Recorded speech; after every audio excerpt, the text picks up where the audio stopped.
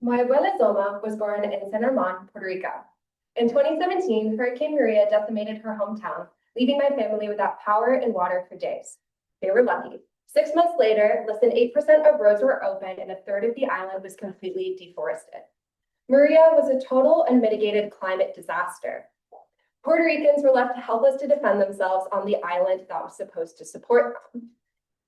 The government lacked a formal crisis communication plan altogether. So when toxic coal ash quietly sitting in landfills from decades of residual bomb testing was released, the people had absolutely no idea what they were about to face. Everyone has the right to ecologically understand the threats that they face because access to information grants agency. As science builds when it communicates within and for its monoculture, niche topics and inaccessible language isolate your readers. As science talks up, journalism often talks down on its audience. In an age where the press is desperate to stay afloat, environmentalism is often made sexy for the sake of article interaction. As a byproduct of this combination, readers are left feeling uninformed, insecure, and underqualified. Conversations desperately needing interdisciplinary collaboration have become intimidating, or limited to those exclusive to the environmental sector. The solution to the climate crisis is one that accurately encapsulates the insights and needs of our diverse world. Therefore, in order to engage all stakeholders in environmental discussion, we must utilize a wide array of accessible communications methods. Across the world from Puerto Rico, I took on this challenge in the Chehalis River Basin, and my work demonstrates the power of communications in promoting participation and passion. When it comes to conveying regional ideas, you have to meet people where they already are. This summer, I worked under the Chehalis Basin Partnership, an interdisciplinary board composed of scientists, tribal and non-tribal tribal leaders, as well as general concerned citizens, all collaborating to combat ecological issues facing the world. I was specifically tasked with developing resources to best reach three specific groups: scientific, local, and non-local communities in the Chehalis. For scientific communities, I decided to create a database best encapsulating all of the information that I could find on the Black River, a prominent tributary of the Chehalis. I found my information through talking with researchers and active scientists, as well as just doing my own digging online. Databases are accessible gold mines for scientists. Information is presented concisely and holistically, and a scientist accessing this site can quickly find what they need, but also see obvious gaps in research and knowledge.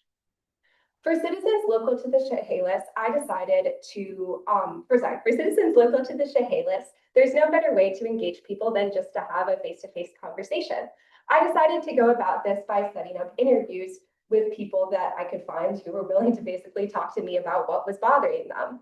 These interviews revealed what people were really thinking about topics that they might be too scared to bring up at some sort of forum. The results of people's talks were completely diverse and all of them valid, rooted in their own frustrations towards dam management in the Chehalis. Finally, for general audiences outside of the Chehalis River Basin, I decided to tap into my passion for journalism and author 2 op-eds. After spending an entire summer researching the Black and Skookumchuck rivers, I wrote a piece for each and published them in broad scientific journals. I believe that journalism can be an absolutely effective form of science communication as long as it successfully balances complex environmental ideas with accessible language. Otherwise, you could just completely lose your reader or dumb down environmentalism to a point of it being shallow.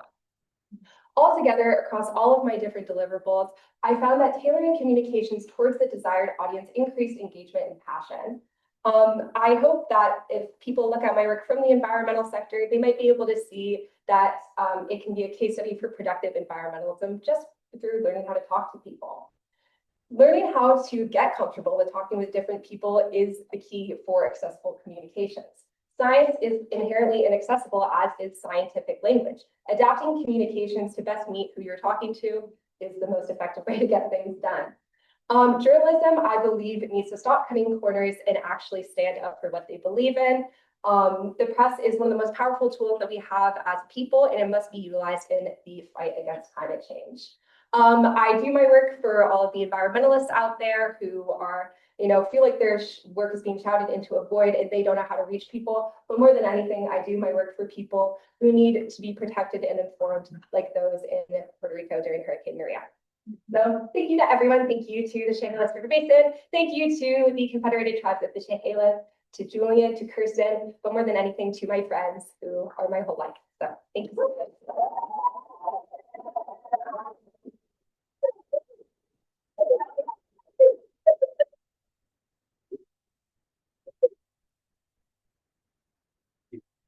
Any questions? You said that a big part of your connecting research is having conversations and interviews with people. How did you contact those people and like find them, and how did you contact them?